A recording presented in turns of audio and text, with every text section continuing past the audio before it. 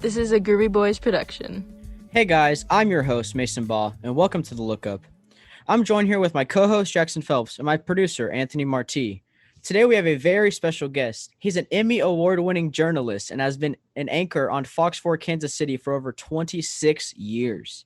It's John Holt. Hey How are you guys, doing, man? I'm doing great. I'm honored to be here, and 26 years, man. That's making me old here. Happy to have you on.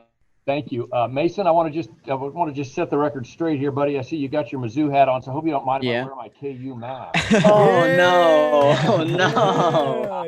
Yeah, let's go. Oh no! I couldn't resist. That's great. Let's go. That's great. Like speaking, you went to Kansas, right? I did. I spent. So- I went to the School of Journalism there, the esteemed William Allen White School of Journalism, and then I stayed and got a law degree while I was there. So I was at KU for 7 years. Yeah. So before going to college, when did you get your start in broadcasting? That's a great question. I actually got my start in high school. I was at my small town in central Kansas. We had a radio station. I grew up out in Great Bend, which is in central Kansas, and we used to do a radio show from for our high school newspaper Thursday nights. We called it Panther Parade because we were the Panthers. And the owner of the radio station, the general manager, actually liked my voice, I guess, and he was starting an FM station and wanted me to work weekends and just kind of fill in here and there. And so I got to do both AM and FM while I was still in school. Right. And then when I went to KU, I was able to parlay that into a job in Lawrence at a local radio station there. So that's kind of where I got my first taste of broadcasting. That's awesome. So you got a really early start on broadcasting. So was there a point within your whole journey of being in high school and being able to be on the radio? Was there a point where you're saying, I want to do this for the rest of my life? Was there any moment? I think that's probably where it started. I also had a chance to do a Boy Scout Explorer program out at the local community college there.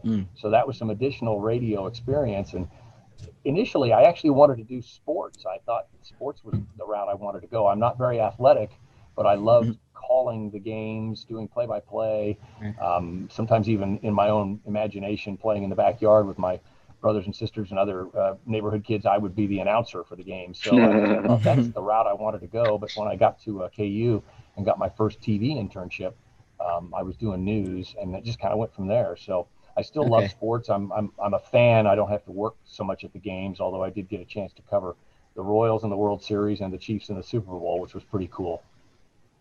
On Fox 4, we see you guys have a lot of co-hosts, a lot sometimes.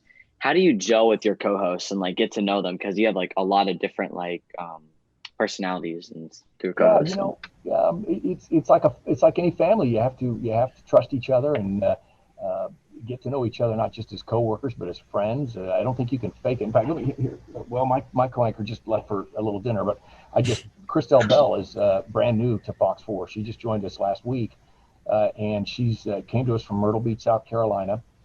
Dominique Ricks, my co-anchor at 5 and 9, left before the pandemic, so we've been looking ever since, and we had to limit our search because of travel restrictions. But Christelle was the woman we chose, and she's here now. And she and I hit it off the first time we met when she came in for an interview, and we're picking up right where we left off from there. So it's just one of those things where you really do have to kind of click and you have to give and take. I call Christelle and Lauren my work wives. Thankfully, my wife Susie understands that. But you may have a disagreement or a difference. You just work it out. But usually you're friends, and that makes it easier when your coworkers on the air. A lot has changed since COVID with Fox 4. But what has changed since the time you got to Fox 4 26 years ago? Oh wow, that's a good question too. The biggest change, I think, for us has been the technology and also social media. When I first got here in 1994, we didn't have social media as an aspect of our business, or we didn't even have a website. Well, now that's a big part of what we do. Certainly television and the evening news or the morning news is our number one priority because that's our biggest revenue creator.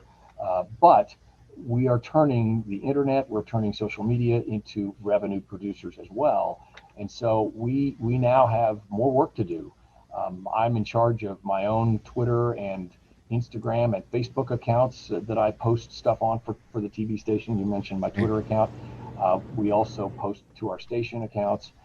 And we provide content for our website too, fox4kc.com, because let's face it, a lot of people get, they get their news from this thing right here, right? I mean, how do you guys get your news now? You young folks, you're not necessarily Twitter. sitting down to watch TV.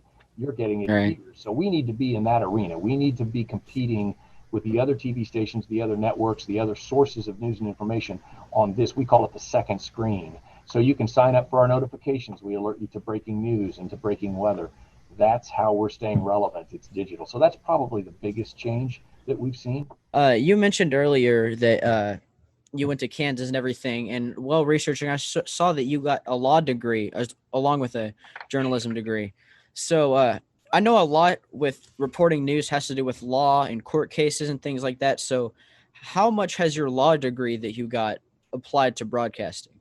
I'd say I use it every day, Mason. I think it's one of those things where I toyed with the idea of practicing law. In fact, I kind of was thinking communications law, First Amendment, privacy. I worked for a law firm in Washington, D.C., I clerked for a summer there.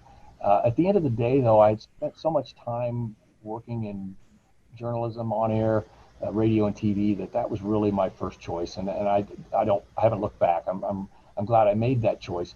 But I bet I use that background every day, whether it's covering or writing about legal stories, but also just critical thinking, how to dig, how to ask the right questions. A lot of my sources are from the legal community. So I don't regret that 3 years I spent in law school. And bonus, I met my wife. She was in my class at KU. So she had come from the University of Arizona. So, you don't need a law degree to do what I do. And students ask me, is that something you need to get into journalism? And no, in fact, I think it's important. If any of you are interested in perhaps pursuing this kind of a career, and I maybe you are, for sure. that you consider taking a wide range of classes in undergrad, political science, take a business course, take a statistics course. Think about all the statistics we deal with now with this COVID-19, all the numbers and graphs and charts. And so I did not take a statistics course. I wish I had, but I just think the more well-rounded you are, you're going to learn a lot of your craft when you get out and get into the real world, as with many professions. So while you're in school, take as many different classes, history, political science, things like that, because you never know when it's going to come in handy or what you might cover. Well, I guess we're gonna be wrapping up the show here, but there's a question I usually ask at the end of every show. Since we are the Lookup, we interview people that we look up to in the journalism space, media space in general. And the question I'd like to ask you is, if there's one thing you could say to all the people that look up to you as a journalist, anything at all, what would you say to them? That could be anything. I would say, raise the bar a little bit, find somebody else that's really worth looking up to. No, I'm just kidding. I would say thank you. Thank you for that honor, because I appreciate that somebody would look to me as a role model. I just love what I do. And I think the one piece of advice I give young people, whether it's in high school or whether it's in college, when I get a chance to speak to classes, is, and it doesn't just apply to what I do what you love. Don't do something because you think it's going to make a lot of money or it's glamorous or whatever. Do it because you have a passion for it, that you love doing it. Because if you don't, you're going to be miserable. At the end of the day, you have to really want to go to work, whether it's the medical field, whether it's law, whether it's journalism, whether it's landscaping, whether it's plumbing. It doesn't matter. You have to love what you're doing. And I think most successful people, men and women, in their fields, love what they do. They want to go to work every day. Work is fun. Mm-hmm. I appreciate it, man. That's awesome. Yes, thank you so much. Hey, thank you. Appreciate being on the show. I'm honored. Thank you. Yeah, Thank you. Thank you, everybody, for tuning in. This has been The Lookup. I guess I'll see you guys in the next episode. Peace. Yeah.